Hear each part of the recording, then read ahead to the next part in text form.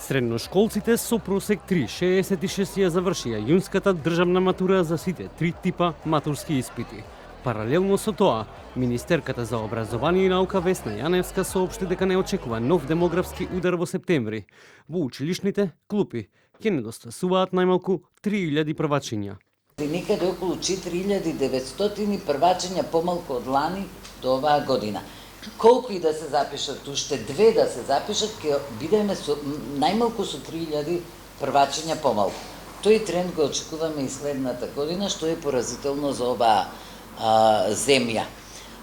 Владата и премиерот и целата влада постојано велиме дека тоа е еден загрижувачки елемент на кој треба да обрнеме особено внимание и ние како образование, правиме разни прилагодувања да им олесниме, да им го направиме учењето полесно, условите да им ги подобриме и со доградба на училишта, и со студентските домови, и со финки, и со промена на програмите, модернизација, се за да ги задржиме да останат во земјата.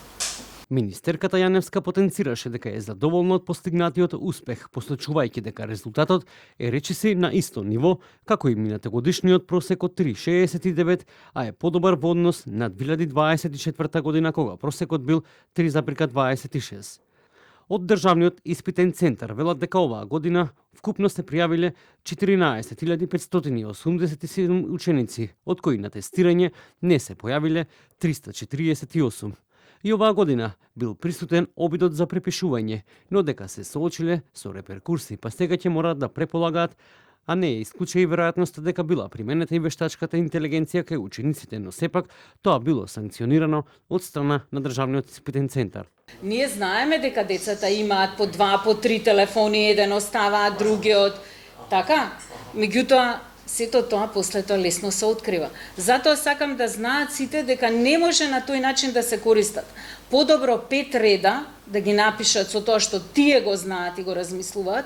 Гледаме да видиме начин на размислување. Јас сум професор по македонски. Јас не го гледам субјективно. Ако е темата младите и општеството, гледам како младите размислуваат. Дали тоа се совпаѓа со моето размислување или не, тука не навлегуваме. Законот за високо образование, како што кажа министерката Јаневска, во моментот е заглавен во собраниска процедура. А оваа година, за прв пат, матурантите полагаат три типа матурски испити. Државна матура, државна стручна матура и државна уметничка матура. Најголем интерес имало за полагање англиски јазик, кој го избрале 13.208 ученици.